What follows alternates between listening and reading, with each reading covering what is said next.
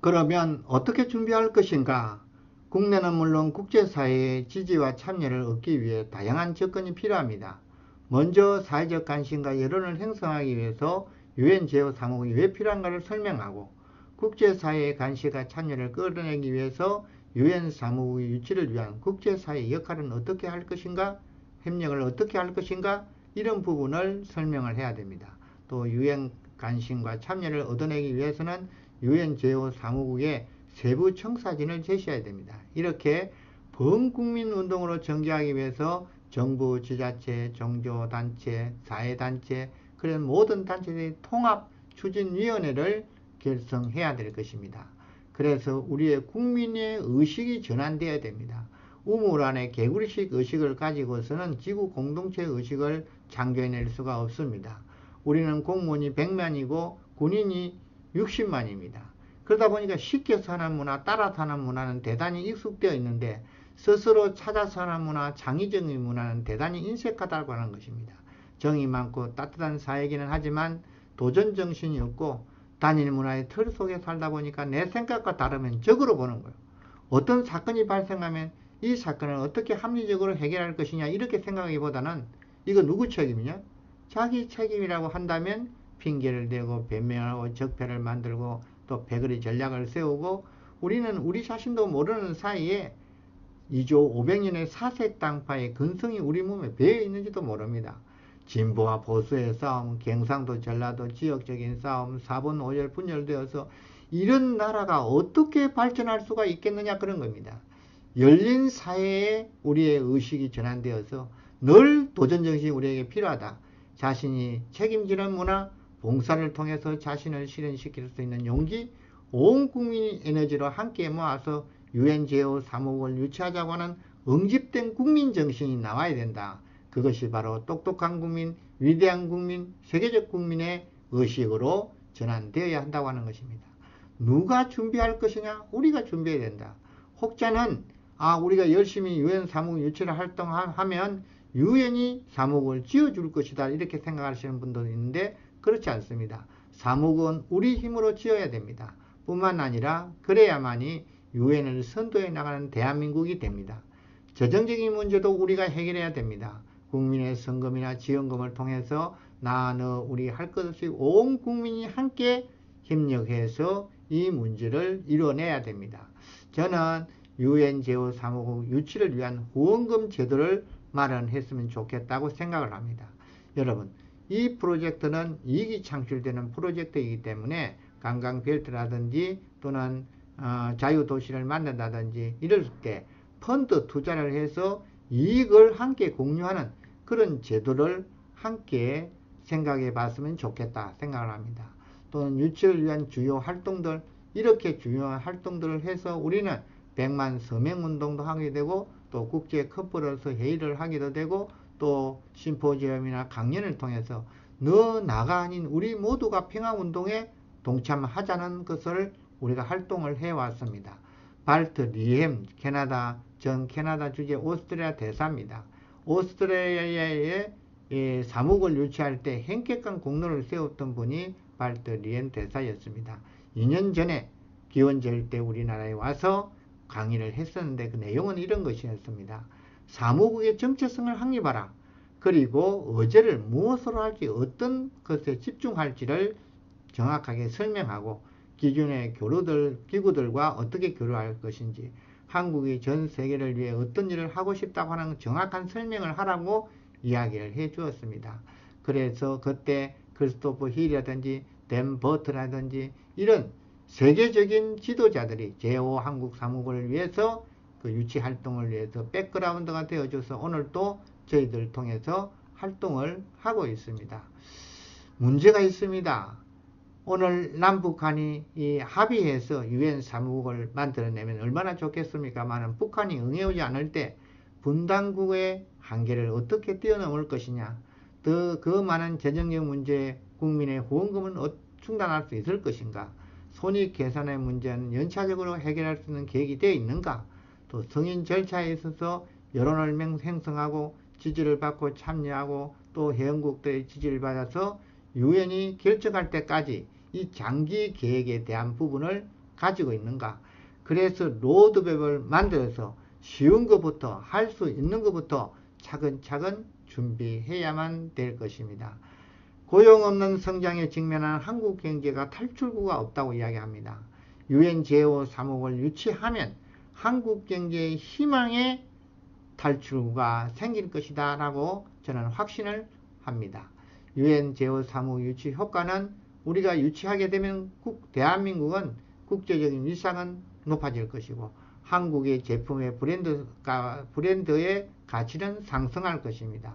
뿐만 아니라 고용 창출의 효과가 발생할 것입니다. 관광 수입이 늘어날 것입니다. 세계 무대로 나갈 지도자들을 양성할 수 있을 것입니다. 또 동북아의 물류가 유라시아를 흘러 물류 비즈니스의 국가가 될 수 있습니다. 꽉 닫혀있는 남북관계가 차츰 평화 통일로 이어질 수도 있습니다. 그런 측면에서 기존의 UN 사무국들이 누렸던 효과를 예를 든다고 한다면 스위스 제네바 같은 경우는 UN 외교관이나 강요급 한 해에 8,000건의 국제회의를 한다고 합니다. 회의를 할 때마다 적게는 수십 명, 수백 명, 수천 명이 참석한다고 하잖아요.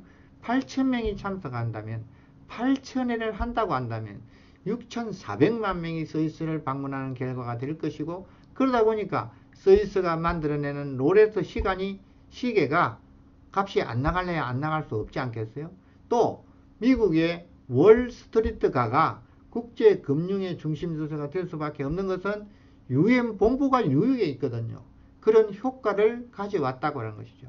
그러면 한국 사무국이 유치된다고 한다면 한국에서 만드는 삼성, LG, SK 이런 제품들이 세계적 브랜드가 될 것입니다. 정치적으로도 우리가 중국과 일본의 틈바구에 있는 나라가 아니라 아시아를 리드할 수 있는 그런 나라가 될 것입니다. 우리의 자존심은 반기문 유엔 사무총장을 비롯해서 국제기구에 800명이 여기에 참여하고 있습니다. 그런데 유엔 사무국이 유치되면 이러한 자랑스러운 훌륭한 지도자들 뒤를 이어서 유엔 국제기구에 우리의 기상이 실려서 세계화로 뻗어나갈 것이다 라고 하는 것을 저희는 확신하게 됩니다. 그런 측면에서 유엔 제5사무국이 구체적으로 어떻게 실현할 것이냐, 케냐 나이로비에 있었던 예를 잠깐 설명을 드리고자 합니다.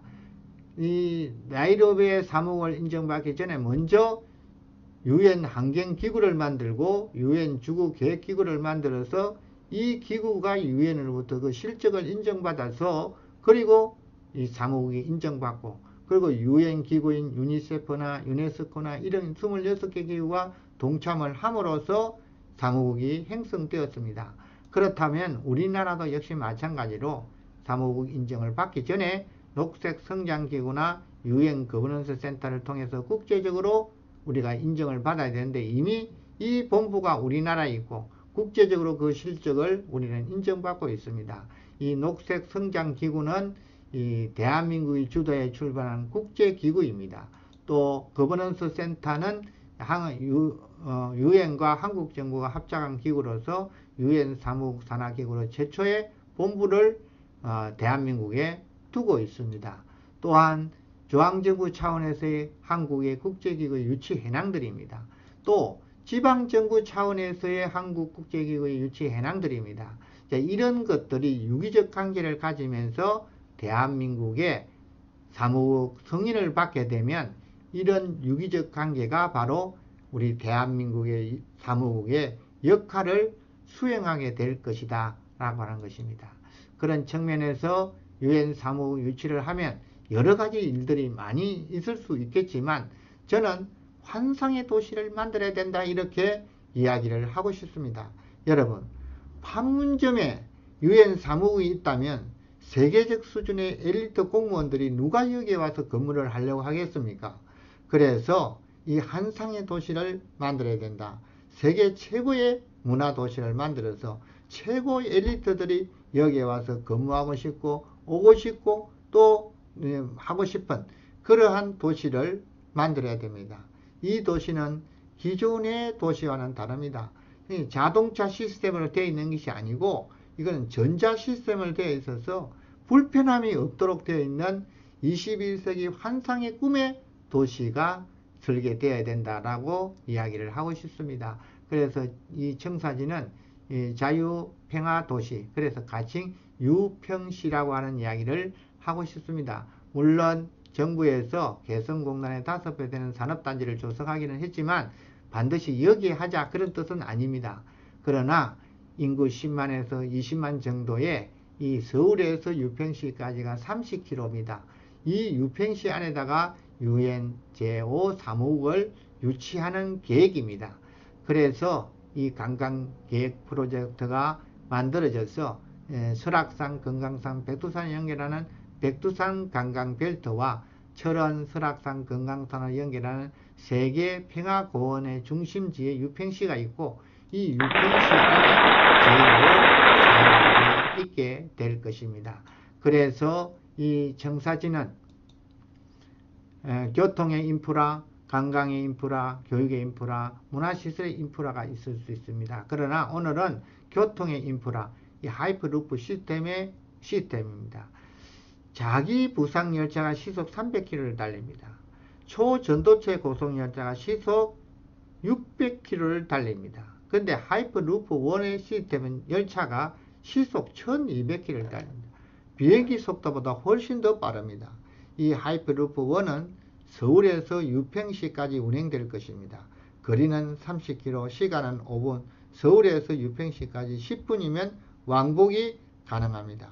경제성 문제, 기술적인 문제도 물론 있겠지만 이것은 시범 운영될 것입니다. 여기에서 더 발전하면 세종시까지, 또 더 발전하면 부산시까지, 여기서 더 발전하면 유라시아를 거쳐서 독일, 프랑스까지 연결될 것입니다. 세계 많은 나라들이 눈독을 들이고 있습니다. 우리가 이를 선점해야만 됩니다. 그래서 이 후발주자들한테 이 기술적인 문제 또는 이런 모든 것을 수주를 받아서 우리가 할 수 있는 경제 능력을 장악할 수도 있을 것입니다. 이 모델을 동영상을 잠깐 보시죠. 원이 아랍에미레이트 연합국에서 최초로 세워질 듯합니다. 하이퍼루프 1은 두바이의 도로 및 교통국과 협정을 체결하여 세계 최초 하이퍼루프 시스템을 구축하려고 하고 있습니다. 하이퍼루프 1 시스템은 아부다비와 두바이를 연결하게 됩니다. 하이퍼포탈이라고 불리는 정거장이 도시 중심에 세워질 것입니다. 승객들은 상자로 이동을 하게 될 것입니다. 이 상자에는 화물, 마차, 미팅, 라운지 등 4가지의 형태가 있습니다. 이 상자는 게이트에서 승객들을 태우고 알아서 지하층으로 이동합니다. 이곳에서 상자들은 수송 캡슐에 실립니다. 각각의 캡슐은 4개의 상자를 실을 수 있습니다. 이 캡슐들은 자기 부상 추진 시스템을 사용하는 압축 공기에 의해 나아갑니다. 이는 공기 저항을 없애는 거의 진공 상태로 유지되는 튜브 안에서 마찰을 없앱니다. 이 캡슐들은 최대 시속 1200km로 달릴 수 있습니다. 하이퍼루프 시스템은 차를 타면 아부다비에서 두바이까지 보통 2시간이 걸리는 것을 12분으로 단축시켜 줄 것입니다. 하이퍼루프 1 측은 상자 속의 탑승객들은 엄청난 속도에도 불구하고 그 어떠한 불편함도 느끼지 않을 것이라고 합니다. 이 캡슐은 도착하면 하이퍼포탈에 정지하게 되고 상자들은 자동으로 움직여 게이트에 도착합니다. 마지막 결론입니다. 유엔 제5사무국을 유치하는 것은 바로 대한민국을 통일 대한민국으로 만들어낼 것입니다. 뿐만 아니라 아시아 태평양 문명의 중심국가가 될 것입니다. 지구는 둥겁니다. 어디에다 초점을 맞추냐에 따라 달리 설명할 수가 있겠지만 아시아 태평양에다 초점을 맞추고 보면 마치 인체의 심장부와 같은 지구의 심장부가 바로 대한민국입니다. 이 심장부에 제5유엔 사무국을 유치한다면 유치 전후의 사정에 따라서 대한민국은 상상을 초월할 만큼 발전하게 될 것입니다. 유엔 제5사무국을 유치하는 것은 대한민국의 축복입니다. 오늘 저는 여러분들에게 유엔 제5사무국을 대한민국에 유치해야 된다는 이 필연성과 당위성을 설명을 함으로써 대한민국 국민 모두가 다 함께 동참할 수 있는 그런 시간이 되기를 간절히 소망하면서 저 강의를 모두 마치기로 하겠습니다. 고맙습니다.